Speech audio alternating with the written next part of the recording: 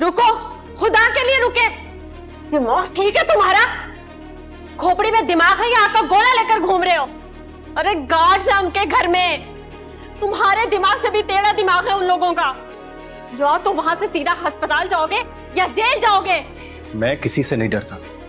अरे चुप। मैं बस आपको ये समझाना चाहती हूँ फरहान भाई, मेरे सामने कोई भी किसी पर हाथ उठाएगा या उसका बाजू मरोड़ेगा, उसको फंदे से लटकाने की कोशिश करेगा, मैं सिर्फ उसको उस सूरत में माफ कर सकती हूँ।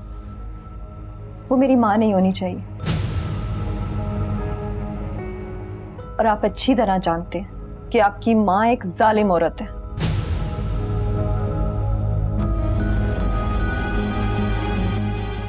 और अगर ऐसी जालिम औरत आपकी सास होती तो आपका क्या हाथ नहीं उठता उस पर?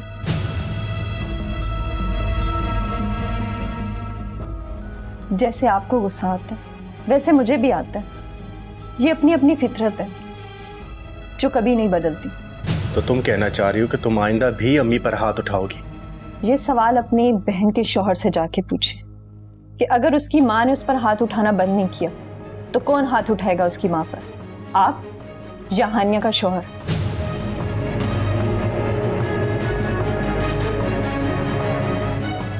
आई एम सॉरी अदिका भाभी, मुझे मजबूरन बताना पड़ा। तुम झूठ बोल रही हो। अच्छी बात है, आप झूठ समझते रहे, ये अच्छा होगा हम सबके हक में। अदिका ये क्या कह रही है?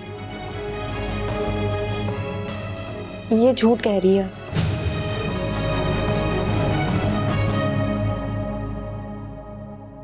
तो इसका मतलब है अम्मी ठीक कह रही थी, तुम फिर से हानिया की तलाक कराना चाहती है ना?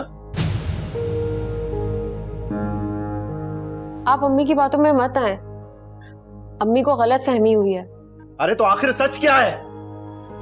ये कह रही है कि हानिया पर वहां टॉर्चर होता है और तुम कह रही हो कि ये झूठ बोल रही है। तो आखिर इस झूठ के पीछे सच क्या है, वजह क्या है? एटलीस्ट मुझे बताओ तो सही यार। कोई कहानी नहीं है, आप कहानी बना रहे हैं कुरेद कुरेद कर। कोमल हानिया के हक में बहुत अच्छी है और मैंने ही कहा था कि फरहान को हानिया के बारे में मत बताना,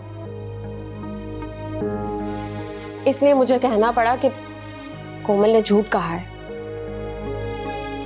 तुम्हारा मतलब है हानिया की शादी को अभी 4 दिन हुए हैं और इन्हीं 4 दिनों में ही शादी की पहली रात को ही हानिया की सास ने उसका कान जोर से खींचा था। आज तक उसके कान में बहुत तकलीफ है और जब मैंने आपसे अपने कान की मेडिसिन मंगवाने के लिए कहा था तो वो मेरे कान के लिए नहीं थी, हानिया के लिए थी।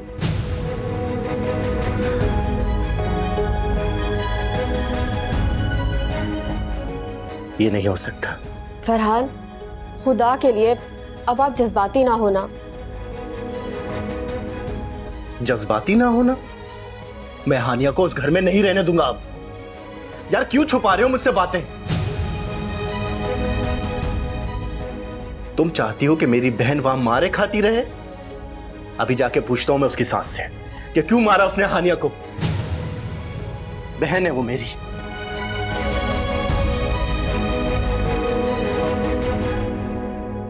फरहान, रुको, खुदा के लिए रुके। दिमाग ठीक है तुम्हारा? खोपड़ी में दिमाग है या आपका गोला लेकर घूम रहे हो? अरे गार्ड्स हैं उनके घर में, तुम्हारे दिमाग से भी टेढ़ा दिमाग है उन लोगों का। या तो वहां से सीधा अस्पताल जाओगे या जेल जाओगे। मैं किसी से नहीं डरता। अरे चुप, वासिक की तरह क्या अपाहिज होगे? हाँ, या जेल जाओगे? और मैं यहाँ तुम्हारी माँ की जली कुटी सुनने के लिए रह जाऊंगी? अगर तुम्हें इतना ही प्यार है ना अपनी माँ से, अपनी बहन से, तो दो मुझे तलाक। अरे 1.5 साल हो गया शादी को, तुम्हारा मुंह तकती आ रही हूँ। इतनी मारे खाई है तुम्हारे लिए। अरे लटका के मारने वाली थी तुम्हारी माँ और बहन मुझे, वो बात मैंने छुपाई ताकि तुम अपनी माँ बहन की बातों में आके मुझे घर से बाहर ना निकलवा दो। अपना सब कुछ लुटा दिया, अपना सब कुछ दांव पे लगा दिया, लेकिन तुम आ गए, दो मुझे तलाक।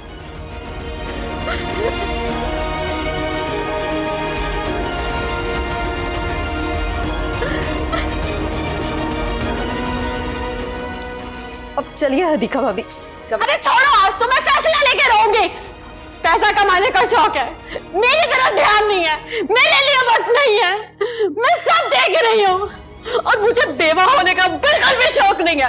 तलाक का आधा दाग तो मेरे दामन पे लग चुका है।